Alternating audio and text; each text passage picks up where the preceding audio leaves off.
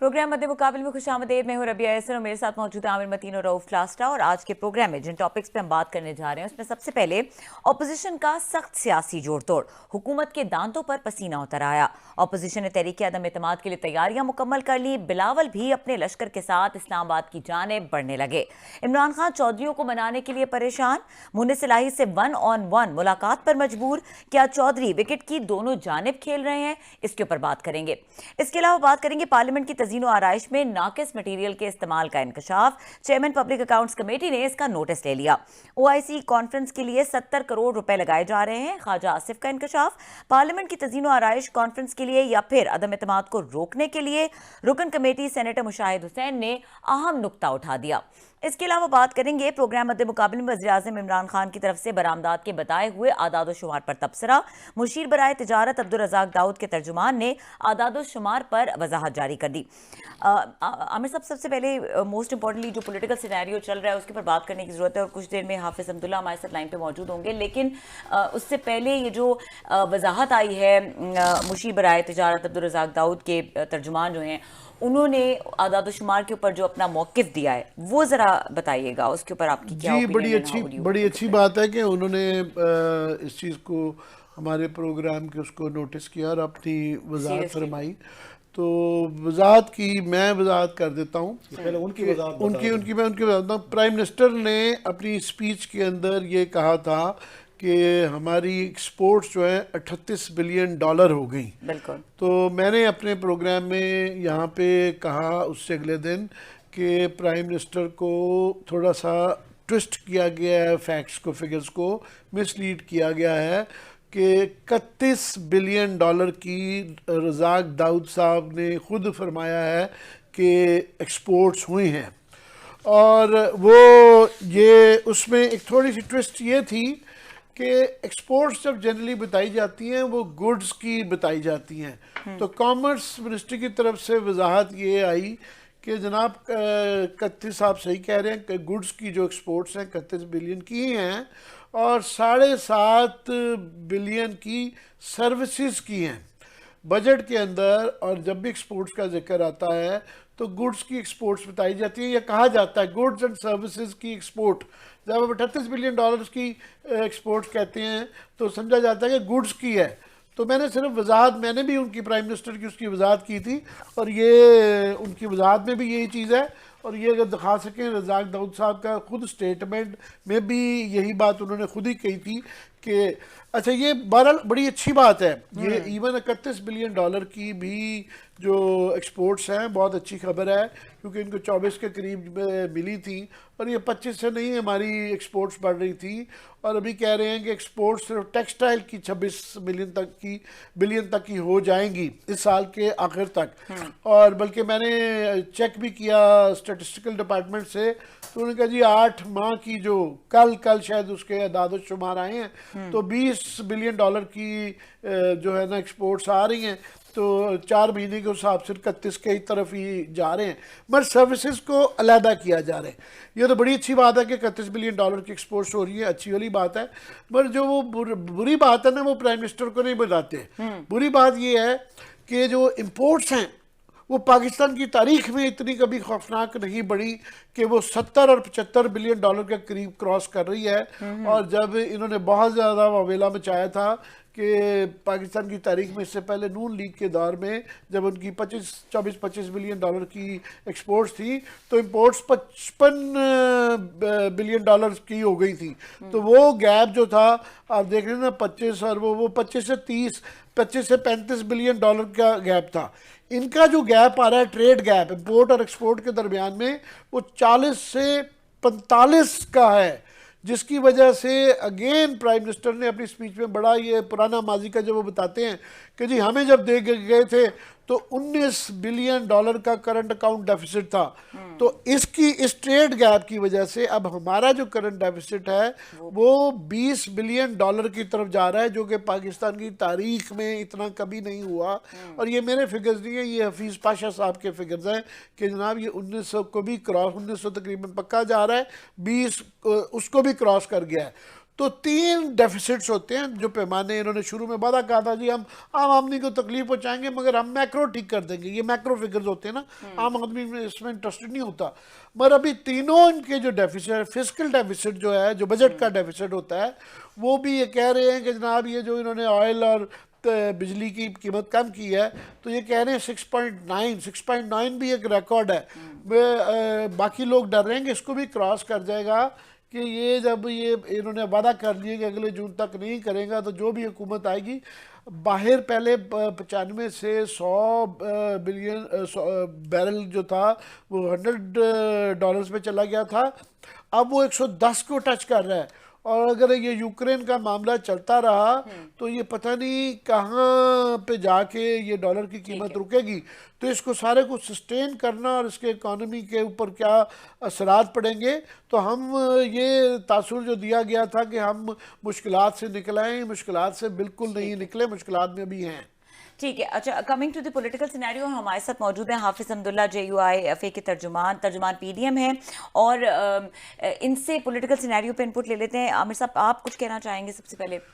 जी, अभी मुलाकातों का एक मेरा ख्याल क्रास साहब अब्दुल्ला साहब से पहले ले ले, फिर हम अपना तबसरा कर लेंगे, क्योंकि सबसे पहले खबर तो JUI ने कल जो है ना, जब बिल्कुल क्यू लीग जो थी ना वो नजर आ रही थी कि वो बैठ गई है, तो फजल रहमान साहब ने कल ये फरमाया कि नहीं आप 48 घंटे अगले बड़े कीमती हैं, तो वहां से शुरू हुआ। आप क्लास साहब से शुरू करवाएं। जी हाफिज साहब, अस्सलाम वालेकुम। वालेकुम अस्सलाम रूफ क्लासरा साहब, आपको भी और आमिर भाई को भी और बहन को भी सबको अस्सलाम वालेकुम। बहुत शुक्रिया आपका, आपने हमें टाइम दिया और कुछ हमने का आपसे। आजकल आप लोग जो हैं, मौलाना फजल रहमान साहब हो गए, आपकी पार्टी हो गई, वो दोबारा रेलिवेंट हो गए हैं, सारी पावर बेस आपके पास होगी। आज जरदारी साहब की और मौलाना साहब की मुलाकात हुई है सर, उस पर मीडिया को इनवाइट नहीं किया गया, तो हमने कहा कि शायद कि आप राज और न्याज हमारे साथ शेयर कर लें कि क्या तय हुआ क्या तय नहीं हुआ, कि उस पर रोशनी डाल सकें अगर। बहुत शुक्रिया। अस्सलाम वालेकुम रूफ भाई, आमिर भाई।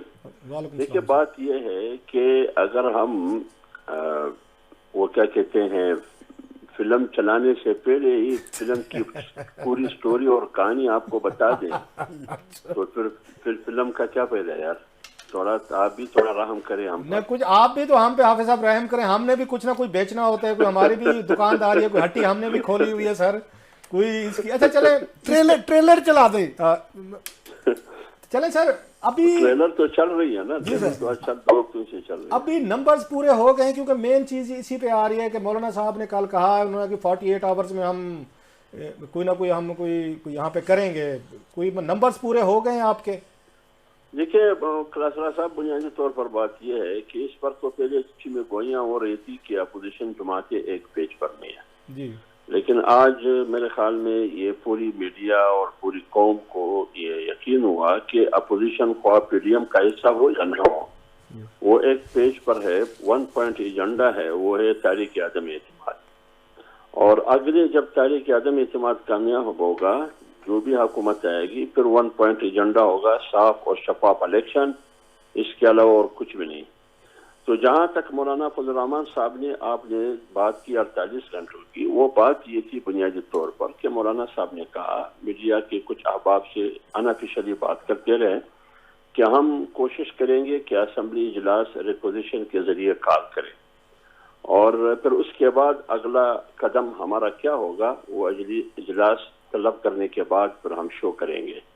तो 48 घंटे की जो बातें हो रही थी वो बुनियादी तौर पर ये। अच्छा, ये भी कहा, ये सर आपकी सॉरी बात काट रहा हूँ, ये भी कहा जा रहा है कि अभी तक ये डिसाइड नहीं हो पा रहा कि पहले स्पीकर के खिलाफ आपने तरीके अदम एतमाद लेकर आनी है या पहले प्राइम मिनिस्टर के खिलाफ लेकर आनी है, कोई इस पे कोई आपका कंसेंसस हुआ है? देखिए, ये तो अभी अगर कंसेंसस तो हुआ है, उस पर कोई इख्तिलाफ नहीं है, लेकिन ये हम नहीं बता सकेंगे कि पहले किसके खिलाफ होगा। मैं सलीम साफी साहब का, हमारे दोस्त हैं, भाई हैं सलीम साफी साहब, उनका मैं ट्वीट देख रहा था, मौलाना साहब के साथ वो दस्तरखान पे बैठे थे, तो उन्होंने ट्वीट किया है कि मौलाना साहब ने मुझे सारे का सारा बता दिया है कि हमारा प्लान ऑफ एक्शन क्या है, लेकिन उन्होंने कहा बताना नहीं है। मान लेते हैं कि हम इतने आपके करीब नहीं है, मौलाना साहब की भी हमारे ऊपर कोई दस्ते शफकत नहीं है जितनी हमारे दोस्त भाई सलीम साफी साहब पे, लेकिन थोड़ा सा तो हमारा बनता है कोई आप पे सर। बात ये है ना, बातें हो सकता है और दोस्तों को भी बातें मालूम हो, लेकिन राज की बातें तो राज ही रहे तो अच्छी बात है ना। फिर जब जिम्मेदार लोग हो, क़यादत हो, वो कैसे बात आउट करेंगे? जब आउट करेंगे फिर तो न बांस रहेगी न बांसुरी रहेगी, सारा मामला खत्म हो जाएगा। इस दफा को लगता है बहुत ज्यादा संजीदा हैं आप सारे लोग, कहीं से कोई थोड़ी सी भनक भी नहीं पड़ रही हम लोगों को, बिल्कुल टाइट लिप्ड। इस दफा लगता है कोई बहुत ज्यादा आपने कोई राजदारी से काम ले रहे हैं सर सब लोग। देखिए रऊफ क्लासरा साहब, इसका मकसद ये हुआ कि पहले हम संजीदा नहीं थे, अभी संजीदा हो गए। चले हम तो संजीदा हो गए, लेकिन हुकूमत वाले तो अभी तक गैर संजीदा है। हाँ साहब, मैं दोबारा कोशिश करता हूँ कि शायद आपसे कोई बात आज निकल आए। दो इश्यूज थे, मैं ये सियासी, मैं आपसे कोई राज की बात नहीं पूछना चाह रहा, दो इश्यूज आ रहे थे। एक ये सवाल था कि आया स्पीकर के खिलाफ पहले आएगी या प्राइम मिनिस्टर की आएगी, एक दूसरा ये कि आया पंजाब में पहले किया जाएगा या इस्लामाबाद में, तीसरा ये था कि ये जब अगर ये कामयाब हो जाती है तहरीक आपकी, तो फिर ये उसके बाद असम्बलियाँ डिज़ोल्व की जाएंगी जल्दी के इलेक्शन के रूल चेंज करके, या ये 1.5 साल तक काम चलाया जाएगा? आमिर भाई, बात यह है कि तहरीक अदम इत्मीनान आएगी मरकज में स्पीकर के खिलाफ या वजीर आजम के खिलाफ, ये मैं नहीं बता सकूंगा। मैंने आपको कहा ये जेब में है ये पत्ते। पंजाब के खिलाफ पहले आएगी या मरकज में, ये पत्ता भी जेब में है। कौन पहले होगा कौन? आखिरी सवाल का जो आपने कहा कि असेंबली डिसॉल्व होगी, क्या होगा? जैसे ही तहरीक अदम इत्मीनान कामयाब होगी, और इंशाल्लाह ये कामयाब हो जाएगा, अगला कदम हमारा होगा हुकूमत। वो हुकूमत बिल्कुल मुख्तसर हुकूमत होगी, और उसका एक ही मकसद होगा, वो ये कि साफ शफाफ इलेक्शन का इनेकाद हम कैसे करेंगे। ज्यादा से ज्यादा 3 महीने का, या ज्यादा से ज्यादा 120 दिन का होगा। कोई नाम पे इत्तेफाक हुआ है सर हाफिज साहब? कोई नाम पे इत्तेफाक हुआ है? क्योंकि कह रहे थे नवाज लीग कहते हैं जी जरदारी साहब बन जाए, जरदारी साहब कहते हैं शहबाज शरीफ साहब बन जाए। वो अगेन उसके बाद मुझे लखनऊ के वो दोस्त याद आ रहे हैं जो ट्रेन पे स्टेशन पे खड़े थे कि पहले आप ट्रेन गुजर गई थी। तो कोई इस पे तय हुआ है कि कौन वजीर आजम होगा? क्लासरा साहब, इस दफा हम ईसार से काम लेंगे, सखावत से काम लेंगे। हाँ, ईसार से काम लेंगे, तो जमहूरियत के उसूलों को सामने रहते हुए उसके मुताबिक फैसला करेंगे, बाकी उनकी मर्जी। चले, अच्छा नाम ना बताएं, फेयर इनफ, मान लिया कौन होगा, फेयर इनफ। कोई आपका एग्रीमेंट कोई तय हुआ है कि स्पीकर की शक्ल में कौन, क्या अगेन कोई हमारा बंदा होगा, या वजीर आजम के लिए भी हमारा फलां बंदा? कोई नाम तय हुए हैं आपके अलाइज में, या नाम बाद में होंगे? देखिए, ये तमाम चीजें बात की बातें हैं। अगर तय हुआ भी है या ना हुआ, ये बात की बात है। इंशाल्लाह खुद ब खुद आएगा क्लासरा साहब, आमिर भाई, इंशाल्लाह खुद ब खुद आएगा। अगर मैं अभी बता दूं तो फिर आप लोग सवाल कैसे करेंगे? अगर मैं नहीं, हाफिज साहब बड़ा शुक्रिया आपका कि एक बात का आपने कम से कम जवाब दे दिया कि सिर्फ एक एजेंडा नए प्राइम मिनिस्टर का होगा कि 2-3 महीने के अंदर ज़्यादा से ज़्यादा इलेक्शन के कवानीन तब्दील करके तो नए इलेक्शन की तरफ जाना। इस पे काफ़ी पार्टियां पहले ज़रा थोड़ा सा इतना इसके ऊपर मानी हुई नहीं लगती थी, जैसा कि पीपल्स पार्टी, जैसा कि MQM, और काफ़ी ज़्यादा लोग इस पे अब सारे क्या मान गए हैं, पहली बात। दूसरा ये कि नेशनल उसमें कर लेंगे, आप पंजाब में भी कर लेंगे, तो ये जो बाकी सूबाई असम्बलियाँ हैं ये ऐसे ही रहेंगी अगर PTI वाले नहीं मानते या सिंध वाले नहीं मानते कि हम डिसॉल्व करते हैं? नहीं, बात यह है कि पहले तो यह बात हो रही थी कि पीपल्स पार्टी वाले नहीं मानते कि नहीं इंतखाबात जल्दी ना हो, ये 5 साल पूरी हो, जो भी हुकूमत करे 1.5 साल आगे। अभी मेरे ख्याल में अपोजिशन की पूरी जितनी PDM में शामिल या शामिल ना हो, तमाम जमातों का इस पर इत्तेफाक है कि जल्द अज जल्द इलेक्शन हो। बेशक उसमें अगर किसी पार्टी की किसी सूबे में हुकूमत हो, वो बर्खास्त ही क्यों ना हो जाए। तो मेरे ख्याल में जब एक बार माहौल बनेगी तो फिर इंशाल्लाह बलूचिस्तान असेंबली भी नहीं रहेगी, सिंध भी नहीं रहेगी, कोई भी असेंबली फिर नहीं रहेगी। अच्छा सर, जो इसमें आपने जैसे बातें अभी सारी बताई हैं, आप कहाँ से बंदे पूरे करने की जो बात हो रही है, क्योंकि अलाइज जो हैं चौधरी शबान है वो अभी भी कह रहे हैं, आज मूनिस अली साहब की मुलाकात हुई है वज़ीर आज़म साहब से, उन्होंने कि हम आपके साथ हैं। MQM बिल्कुल खामोश होकर बैठ गए, GTA का हम जिक्र नहीं सुन रहे।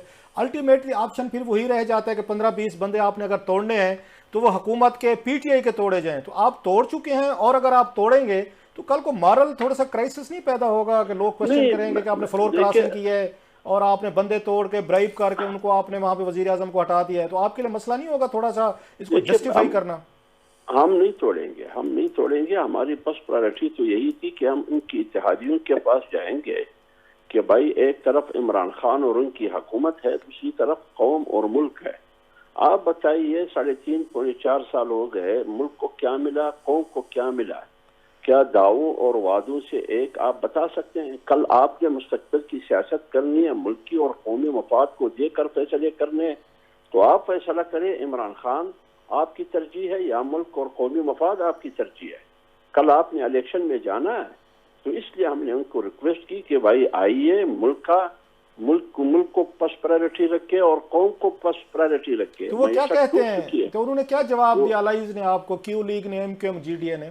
वो तो उन्होंने कहा कि हम मुशावरत करके फिर बताएंगे। वो तो भी अपने पत्ते नहीं खोलते हैं ना, ओपन के नहीं बोलते हैं। मतलब उन्होंने इतना तो जरूर है ना, इतना तो जरूर है कि पहले इमरान खान मिलने के लिए तैयार नहीं था, अभी मोनस इलाही के साथ भी 2 घंटे वन ऑन वन मुलाकात कर रहे हैं। इतना तो हमारी शुक्रिया अदा करना चाहिए, अलाइज को भी शुक्रिया अदा करना चाहिए, अरकान पार्लियामेंट जो उनकी पार्टी का हो उनका भी।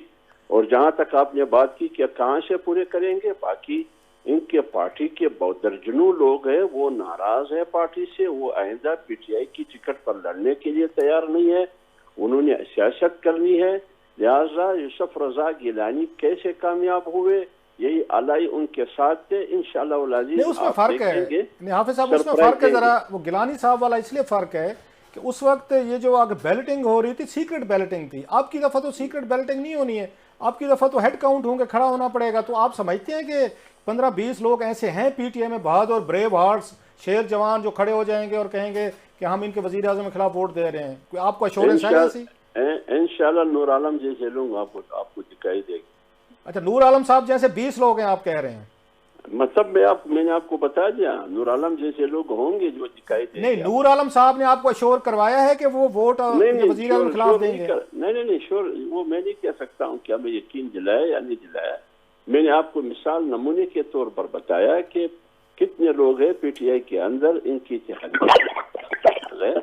आज खुद सुन रहे हैं, वो बबांगे दोहर बोल रहे हैं पीटीआई के खिलाफ भी, उनकी पॉलिसियों के खिलाफ भी। आगे भी उन्होंने जाना है आवाम के पास, तो इंशाल्लाह आप बेफिक्र है, गिनती पूरी हो जाएगी इंशाल्लाह।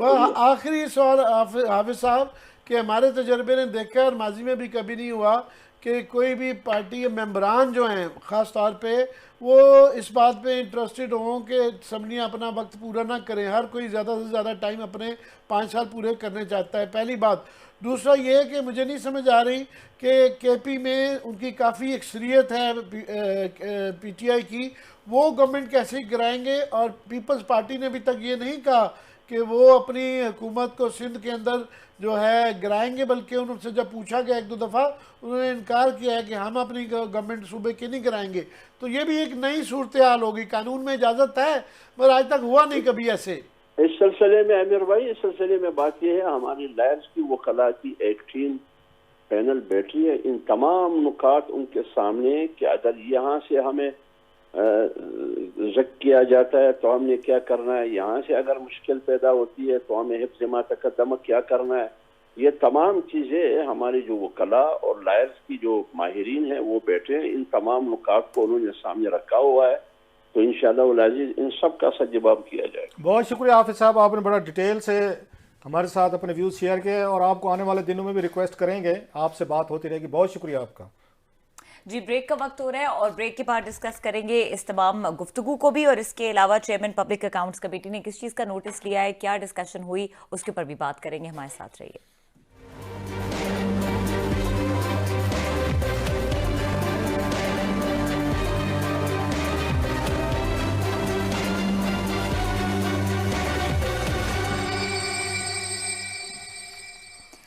वेलकम बैक आमिर साहब। जो पॉलिटिकल सिनेरियो, हमने पब्लिक अकाउंट्स कमेटी का भी जिक्र करना है, लेकिन पॉलिटिकल सिनेरियो की अगर बात करें, एक सवाल, जिस तरह से हाफिज अब्दुल्ला साहब ने गुफ्तगू की, उन्होंने ज़्यादा चीज़ें छुपाई हैं, बट एक चीज़ उनकी वाज़ेह थी कि उन्होंने एलाइज की तरफ से कुछ ज़्यादा उम्मीद का इजहार नहीं किया। वो ज़्यादा पार्टी के अंदर से जो मेंबर टूटने उसकी बात करें, और एलाइज में PMLQ उनकी पोजीशन नहीं क्लियर हो रही है, किसका वेट कर रहे हैं? कल जो लग रहा था कि गवर्नमेंट ज़रा बेहतर सूरत हाल में पीछे आई है, मैं कल में और आज में फ़र्क यह आया है कि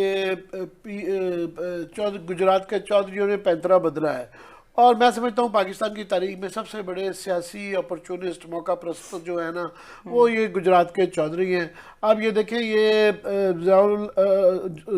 जुनीजो को छोड़ के ज़ियाउल हक के साथ गए, फिर उसके बेटे जाजुल हक को छोड़ के नवाज शरीफ के साथ गए, नवाज शरीफ को छोड़ के ये फिर मुशर्रफ के साथ गए, फिर मुशर्रफ को छोड़ के पीपल्स पार्टी में गए, और फिर फाइनली इमरान खान। और इमरान खान को भी ये चाकू मारने जा रहे हैं। और इमरान खान ने मेरा सबसे बड़ी अपनी ज़िंदगी की गलती की कि इनकी मदद ना करते तो इनकी ये जो 5 में से मुश्किल से एक आधी सीट आनी थी, इनकी ये सीटें भी नहीं आनी थी। और अगली दफ़ा शायद इनके साथ ये हाल होने जा रहा है। अब्दुल्ला साहब ने जो कहा है कि उनका मकसद सिर्फ इलेक्शन लॉज ठीक करके डिज़ोल्व करना है, अगर डिज़ोल्व करना है तो क्या है। अब सूरत हाल में क्या है, जो सियासी मंतक मुझे नज़र आ रही है कि ये स्पीकर का इलेक्शन पहले कराएंगे, क्योंकि स्पीकर का इलेक्शन जो होता है वो सीक्रेट बैलेट से होता है। तो उससे जो अगर, क्योंकि एलाइज में देखें ना, ये लोग तो कह रहे हैं इनके 5 नंबरों से नंबर पूरे नहीं होते जब तक MQM नहीं आती। MQM का भी बयान भी नहीं आया, और उनको यहाँ की हुकूमत से ज़्यादा कराची में इंटरेस्टेड है, इसलिए उनका देखना होगा वो है। तो अगर ये लोटे बना के लोगों को तोड़ के लाते हैं तो उनको ये सिक्योरिटी देने के लिए स्पीकर की सीट अपने पास होनी ज़रूरी है। और स्पीकर की इसलिए आसान भी है, जिस तरह यूसुफ रज़ा गिलानी 22 वोट ले गए थे, इसका इलेक्शन भी सीक्रेट बैलेटिंग से होता है। मगर अगर ये कर भी लेंगे तो ये पक्की बात नज़र आ रही है कि आगे जो भी सिनारियो बिल्कुल यहाँ पे केओस हो जाएगा। ये बाकी प्रोविंशियल गवर्नमेंटें नहीं गिरती, उनके पास भी तुरप के पत्ते हैं, वो भी पैसे खरीद सकते हैं। फिर उनके पास गवर्नर हैं, उनके पास प्रेसिडेंट है, जो गवर्नर राज लग सकते हैं। तो एक यहाँ पे गन पड़ जाएगा। अल्टीमेटली ये जो पाकिस्तान के इस वक्त इक़्तिसादी और सियासी मसाइल हैं, ये कोई भी असम्बली नहीं करेगी। और ये जो इससे भी ज़्यादा कमज़ोर गवर्नमेंट आएगी तो वो आएगी, मेरा ख्याल उससे थोड़ा सा इमरान खान का जो ग्राफ नीचे चल रहा है, उस सारे केओस की जिम्मेदारी जो है वो भी इस्टेब्लिशमेंट में पड़ेगी, और उन लोगों पे पड़ेगी जो इसके बाद आएंगे। वो जिससे भी करेंगे इलेक्शन, जो भी होंगे, जिस तरीके से भी होंगे, तो ये केओस खत्म नहीं होगा। तो इसलिए ये अभी the game is not over, the game is not over. Discussion भी चलती रहेगी। पब्लिक अकाउंट्स कमेटी का मामला है, और शेख रोहेल असगर हमारे साथ मौजूद हैं, MNA पाकिस्तान मुस्लिम लीग नून और मेंबर पब्लिक अकाउंट्स कमेटी। ये क्या मामला है क्लास साहब, और वेलकम भी करेंगे शेख नहीं, उनकी बड़ी मेहरबानी। शेख रोहेल असगर साहब जो है मस्त है, क्योंकि पब्लिक अकाउंट्स कमेटी को मैंने बड़ा अरसा कवर किया है, जो बड़े वहाँ पे एक्टिवली मेंबर्स इन्वॉल्व होते हैं, अच्छी वहाँ पे डिबेट होती है, गुफ्तगू होती है, क्वेश्चंस किए जाते हैं। उनमें रोहेल असगर साहब इस वन ऑफ द, मैंने बड़े अरसे से इनको फॉलो करता रहा हूँ। बिल्कुल मतलब टू द पॉइंट बात करेंगे। बाज होते हैं ना ऐसे ही इधर उधर की मारेंगे, वो सीधी बात करें, मुख्तसर बात करेंगे, लेकिन अच्छी टू द पॉइंट करेंगे। जो अच्छी बात है किसी को कहनी चाहिए। हम क्रिटिकल तो हर वक्त रहते हैं सियासतदानों पे। तो आज PSC में अच्छे खासा मेरा ख्याल है बड़ा इशू आया है। वहाँ पे ख्वाजा आसिफ साहब ने उन्होंने पॉइंट आउट किया। ख्वाजा आसिफ साहब भी उनमें से हैं, बड़े हार्ड हिटिंग जो उनका स्टाइल है, उसी तरीके से वो भी वहाँ पे क्वेरीज वगैरह डालते रहते हैं। आज पता यह चला है कि OIC की जो कॉन्फ्रेंस हो रही है उसके लिए 70 करोड़ रुपए की रेनोवेशन का कोई बजट है और बनाया जा रहा है। तो उस पर बड़े आज सवालात हुए हैं। रोहेल असगर साहब ने भी किए हैं, ख्वाजा आसिफ साहब ने भी किए हैं, मुशाहिद हुसैन साहब ने भी किए हैं। तो इनसे शेख साहब से खुद ही पूछ लेते हैं कि आज वहाँ पे क्या प्रोसीडिंग हुई है, क्या एतराज़ात वहाँ पे किए गए हैं। शेख साहब welcome to the show sir, बहुत शुक्रिया आपने हमें ज्वाइन किया है। सर आज पब्लिक अकाउंट्स कमेटी में ये इशू आया है सर, वहाँ पे 70 करोड़ रुपया रेनोवेशन वगैरह पे लगाया जा रहा है। इसकी जरा डिटेल बताएंगे, क्या ब्रीफ किया गया है, क्या आपकी रिजर्वेशन थी, क्या इन्फॉर्मेशन है सर? क्लास साहब आपकी बड़ी मेहरबानी, आपने पूछ लिया। असल पे चूंकि आज PWD का महकमा था जिसको अंडर डिस्कशन था, उनके कोई पैरा से, तो उसी दौरान में ये मामला भी आपके सामने आ गया कि अब असल मसला 70 करोड़ का नहीं है क्लास साहब जी। ये बड़ी बदकिस्मती की बात है कि आप तो खैर जाते रहते हैं पार्लियामेंट के अंदर, तो आपने देखी होगी उसकी वो जो कंस्ट्रक्शन है जी, और उसको देखने के बाद आप अंदाजा लगा सकते हैं कि वो किस किस्म की कंस्ट्रक्शन है, और कितना अरसा गुजरने के बाद भी उसको मेरे ख्याल में कोई चीज उस पर ऐसी चीज नहीं आई कि उसको आप ये कहें कि ये पुरानी नजर आती, क्योंकि वो सॉलिड वुड का काम हुआ हुआ है सारा वहाँ पे। और अब जो ये किया जा रहा है वो मेरे ख्याल में शायद आप समझते हैं कि उस पर क्या नताइज क्या निकलेंगे।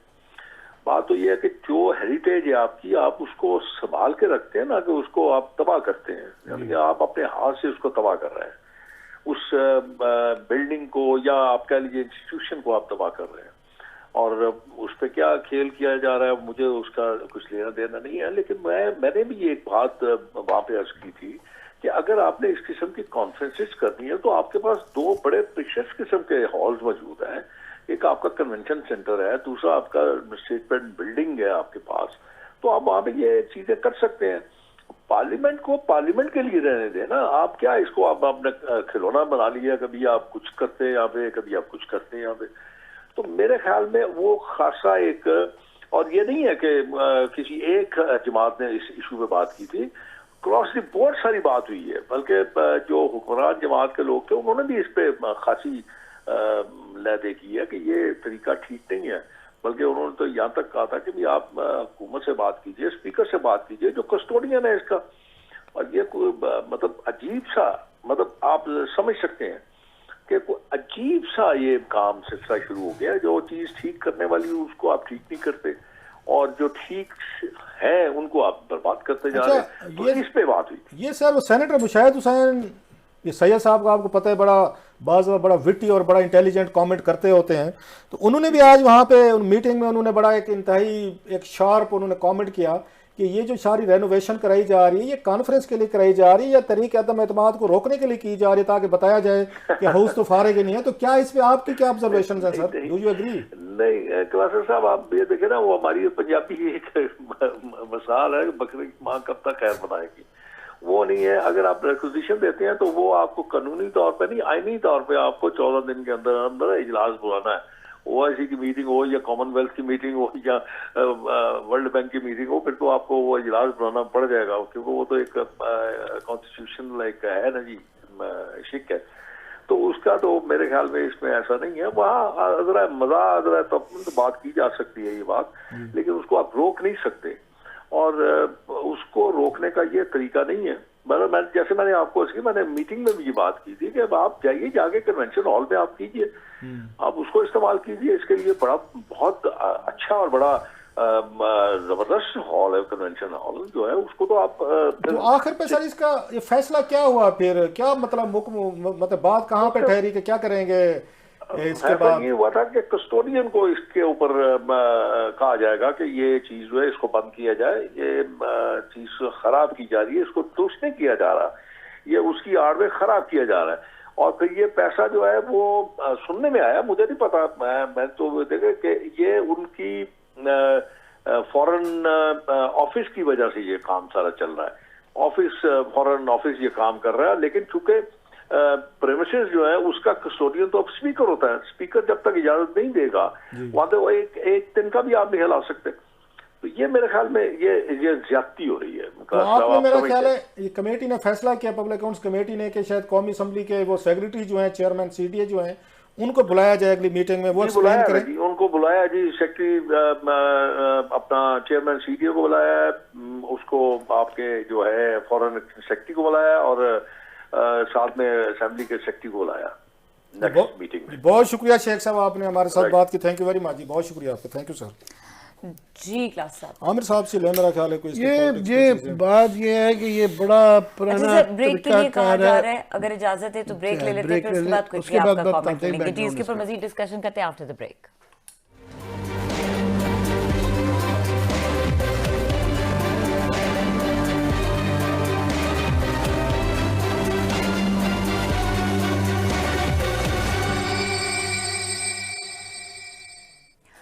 Welcome back. आमिर साहब, पिछले सेगमेंट में हम बात कर रहे थे पॉलिटिकल सिनेरियो, जो भी आप उसके ऊपर तबसरा कर रहे थे, और हमने पीएससी का मामला डिस्कस करना था, तो इसलिए आपकी बात इंटरप्ट करनी पड़ी। आप बात कर रहे थे कि speaker would be the first target, क्या रीजन? मैं स्पीकर इसलिए कह रहा हूँ कि आप देखें एलाइज में केवल जो कानूनी आईनी तरीका है, क्यू लीग के आने से फ़र्क नहीं पड़ता। इनके 5 मेंबर्स हैं, तो टोटल मुतहदा अपोजिशन जो है उसके 163 है, इनके 168 बनते हैं। सो इनको या MQM या GDA लाजमी चाहिए कि 2 एलाइज के बगैर कानूनी आईनी तरीका नहीं आता। MQM जो है उसकी समझ आ रही है कि उनको वो कराची के बल्दियाती इलेक्शन में बहुत ज़्यादा इंटरेस्टेड हैं और वो उनको गिराने में कोई इंटरेस्ट नहीं आता कि यहाँ गिरा के कोई पता नहीं है, श्योरिटी नहीं है कि आगे क्या बनेगा, इसलिए वो कल का कोई पता नहीं उनका भी, वो भी बिल्कुल चौधरी ऑफ गुजरात की तरह है कि कल को वो या GDA साथ में खड़े हो जाए, वो नहीं। तो दूसरा तरीका फिर ज़ाहिर है बंदे तोड़ने वाला नूर आलम मेथड जो भी इशारा दे के गए हैं वो है। तो नूर आलम मेथड के लिए कोई भी बंदा अपनी सीट लूज नहीं करना चाहता, डिस्क्वालीफाई नहीं होता। स्पीकर आपको मैंने पहले भी बताया था कि जब याद है PTI के 6 बंदे जब इन्होंने रेजिग्नेशन दिए थे टूट गए थे और PTI ने शिकायत की थी उनके खिलाफ, बाकायदा स्पीकर को दिया था। याद सादिक साहब 1.5 साल तक एप्लीकेशन पे बैठे रहे थे और उन्होंने वो आगे इलेक्शन कमीशन को रेफर ही नहीं की थी। तो स्पीकर होता है दूसरा सीक्रेट बैलेट। तो सीक्रेट बैलेट में आप स्पीकर को पहले पक्का कर लेते हैं, फिर उन लोगों को ये डर नहीं होता कि जिन्होंने वोट तोड़ दिए हैं कि हमारी भाई साहब सीट डिस्क्वालिफिकेशन नहीं आएगी, क्योंकि स्पीकर पंजाब में तो वैसे ही स्पीकर सिर्फ चौधरी परवेज लाई की बात है। यहाँ भी पहले बनता ही एक तो टेस्टर हो जाता है कि आप स्पीकर, दूसरा स्पीकर के अंदर फायदा 2 हैं, एक ये कि वो सीक्रेट बैलेट है और साइकोलॉजिकली आपको होता है कि जी आप जीत गए। तीसरा उससे डिस्क्वालिफिकेशन के जो फ्लोर क्रॉसिंग की क्लॉज है उसको जो इम्प्लीमेंट करना है, पहला स्टेशन उसका स्पीकर है, तो आप उसको कवर अप कर लेते हैं। तो फिर ये भी हो जाता है कि आपने वो भी प्रूव कर दी। स्पीकर का आने के बाद प्राइम मिनिस्टर के लिए भी लाजिम हो जाता है कि वो कॉन्फिडेंस वोट ऑफ कॉन्फिडेंस ले। यूसुफ रजा की गिलानी की दफ़ा ये कि इसलिए लेना पड़ा था प्रेसिडेंट को, यूसुफ रजा गिलानी 22 सीट नेशनल असम्बली की उसने खतरे में डाल दी थी कि जनाब वो कैसे जीत गया, आपके पास अक्सरियत नहीं है, इसलिए प्राइम मिनिस्टर को लेना लिया। तो स्पीकर का इलेक्शन हार के भी उसको अपनी हो सकता है नो कॉन्फिडेंस की बजाय प्राइम मिनिस्टर पे वो प्रेशर आए कि जनाब आप वोट ऑफ कॉन्फिडेंस लें। तो मगर मुझे लास्टली बस ये जरूर कह दूं कि अगला सिनारियो जो है ना, जिसके अंदर इतने सारे मुर्गे इकट्ठे आपस में लड़ेंगे, उसके अंदर मुझे कोई यहाँ पे स्टेबल किस्म की गवर्नमेंट जो कि बिल्कुल यहाँ पे एकदम से बाओ बहार हो जाएगा वो तो नहीं नजर आता। ये एक बहुत ज्यादा केओटिक हो जाएगा, आगे से बुरे हालात होंगे, अल्टीमेटली ये असेंबलियां डिसॉल्व होनी है और कल का कोई पता नहीं क्या होगा। ठीक है, too many possibilities and probabilities. Programme का टाइम खत्म हो गया। देखने के लिए शुक्रिया, इजाजत दीजिए, अल्लाह हाफिज।